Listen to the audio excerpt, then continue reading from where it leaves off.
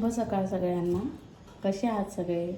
तर सगळे मजेत असेल, आनंदी असेल, तसेच स्वस्थ असेल आणि असायलाच पाहिजे अशीच मी बाप्पांच्या चरणी प्रार्थना करते. तर मी आत्ताच फुलं तोडून आणले. मला मेहंदी लावायची होती केसांना आणि रात्री मेहंदी भिजवायची विसरून गेलेली होती मी. तर चला आता भिजवून घेते मी मेहंदी. म्हणजे साधारण 1.5 तास वगैरे थोडा वेळ भिजू देते मी आणि त्यानंतर मग लावून घेते. तोपर्यंत जी काही बाकीची कामं आहेत ती करून घेते. तर चला आता मेहंदी भिजवून घेते. तर मेहंदीमध्ये मी कुठल्या कुठल्या गोष्टी सगळ्या टाकत असते. तर चला आज तुमच्यासोबत ते सगळं मी शेअर करते. तर पाण्यामध्ये कढीपत्ता घालणार आहे मी. त्यानंतर जास्वंदाची फुलं, चहापत्ती, जवळ, अर्धा चमचा मेथी दाणे. चला आता याला उकळू देते मी आणि थंड झालं की मग मेहंदी भिजवून घेणार. तर इकडे सगळं ते उकळतपर्यंत चला बाकीचं आवरून घेते मी घरातलं. तर घरातली जी काही आवरावर करायची होती ती सगळी करून घेतली. तसंच जी काही डस्टिंग वगैरे होती तीही करून घेतली आणि त्यानंतर संपूर्ण घर मग झाडून घेतलं मी.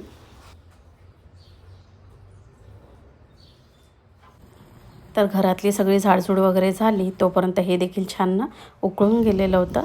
तर जरा वेळ याला थंड होऊ देणार. तोपर्यंत मग मी घरातला पोछा वगैरे मारून घेतला. त्यानंतर मग सगळा पोर्चमधलाही सगळा पोछा वगैरे मारायला घेतला आणि जरा व्हिडिओ थोडा वेगळा आलेला आहे. म्हणजे मी दिसत नाही आहे तुम्हाला त्यात चेहरा, कारण माझं मोठं जे ट्रायपॉड आहे ते तुटलेलं आहे. त्याच्यामुळे छोटं जे स्टँड आहे त्याच्यावरच मोबाईल लावून मी आज व्हिडिओ घेऊन राहिलेली आहे. तर चला आता मेहंदी भिजवून घेते. तर मी ही हर्बलचीच मेहंदी वापरत असते. तर आधी सगळी मेहंदी मी एका भांड्यामध्ये काढून घेतली. नंतर जे पाणी उकळून ठेवलेलं होतं तर तेही थंड झालेलं आहे. तर आता जसं जसं मला लागतं तसं तसं थोडं थोडं टाकून मी ते मेहंदी भिजवून घेणार. तर जसं की मी यामध्ये जवस आणि मेथीदाणे वगैरे टाकलेले आहे. तर मेथीमुळे आपले केस मुळातून छान मजबूत होतात. त्याचप्रमाणे जवस एक प्रकारे कंडिशनिंगचं काम करत असतं आपल्या केसांसाठी. आणि मी यामध्ये थोडंसं दही देखील घातलेलं होतं. दह्यामुळे केस छान सिल्की होतात आणि छान असे चमकदार दिसतात.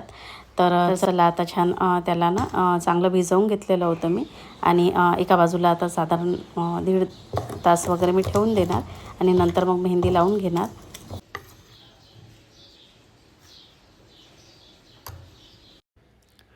तर हे बघा हे ट्रायपॉड असं तुटलं आहे आणि आता बघावं लागेल ते चिपकून होईल की दुसरं घ्यावं लागेल तर माहीत नाही.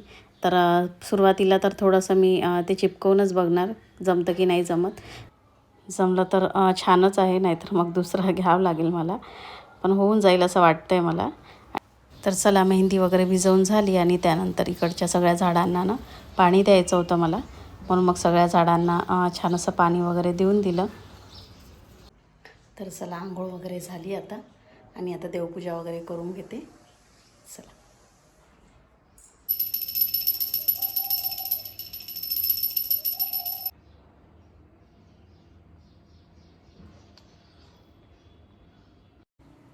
तर शेवळ्यांचं जे सगळं पीठ मी दळून आणलेलं होतं तर ते मी गाळून घेतलेलं होतं आणि ते मी शेअरही केलं होतं तुमच्यासोबत.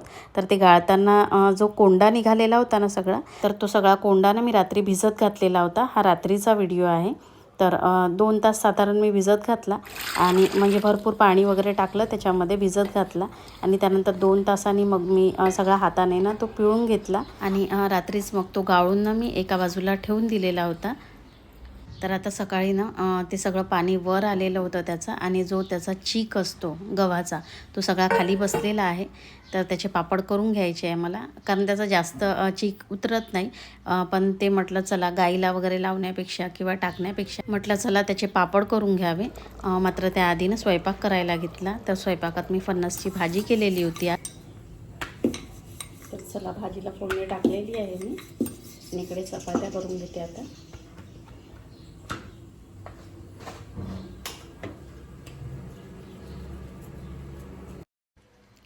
तर फणसची भाजी झालेली आहे आणि या शेवळ्या मी काल करून आणलेल्या होत्या.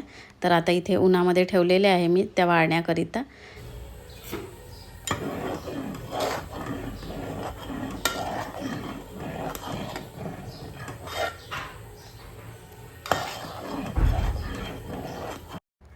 तर चला सगळं स्वयंपाक वगैरे झालेला आहे आणि त्यानंतर मग सगळं हे चिकनं मी शिजवायला घेतलेलं होतं गव्हाचं आणि थोडं मी यामध्ये तांदळाचं पीठ ना भिजवून पातळ करून तेही सोडलेलं होतं, कारण ते चीक काही जास्त उतरलेला नव्हता त्याचा. तर चला आता ते छान शिजलेलं आहे आणि आता त्याचे ना सगळे पापड मी टाकून घेणार. गव्हाचे पापड वगैरे करत असते, मात्र तांदळाचं पीठ टाकून ना हे पहिल्यांदाच मी असे पापड केलेले आहे. तर पीठ आता छान शिजलेलं आहे आणि त्यानंतर सगळे पापड वगैरे टाकून घेतले आणि जास्त पापड टाकायचे नव्हते, त्याच्यामुळे सगळे कामं वगैरे करून ना जरा आरामातच सगळे पापड मी टाकायला घेतले.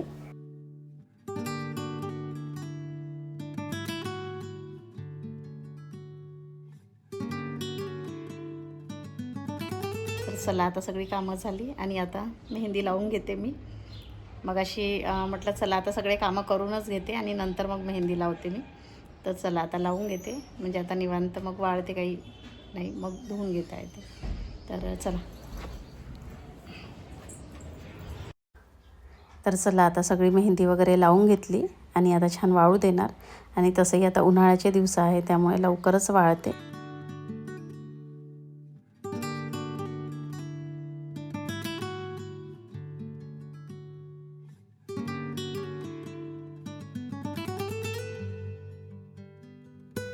तर साधारण 2 तास मेहंदी लावून ठेवली मी केसांना आणि त्यानंतर सगळे केस वगैरे ना धुवून घेतले आता. आणि सायंकाळी ना आता सगळे पापड वगैरे पण वाळलेले होते, तर तेच सगळे पापड ना काढायला घेतले मग मी. तर छान निघालेत सगळे पापड. मात्र ते पापड काढताना ना जरा एक चूक झालेली होती. म्हणजे जसे मी कापडावर टाकले होते तर ते तसेच काढून मी त्या परड्यावर ठेवायला पाहिजे होते, मात्र ते उलट बाजूने ठेवले मी.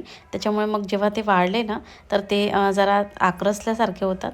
त्याच्यामुळे मग ते राऊंडमध्ये किंवा थोडासा आकार त्याचा बदललेला होता.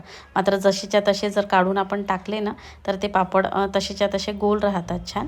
तसं तर तेलात टाकल्यानंतर मग ते फुलतात मात्र, आणि आकारही येतो त्याचा व्यवस्थित. मात्र जेव्हा आपण काढतो ना तेव्हाही जसे आपण टाकले आहे ना कापडावर तसेच ते ठेवायचे, म्हणजे त्याचा आकार व्यवस्थित दिसतो. तर चला, असा होता माझा आजचा सगळा ब्लॉग. तर इथेच आता ब्लॉगचा एंड करते. आजचा ब्लॉग कसा वाटला नक्की कॉमेंटमध्ये सांगा. त्याचबरोबर लाईक करायला विसरू नका आणि चॅनलवरती कोणी नवीन असेल तर त्यांनी आपल्या चॅनलला सबस्क्राईब करून घ्या. तर भेटूया अशाच एका छानशा ब्लॉगमध्ये. तोपर्यंत बाय बाय.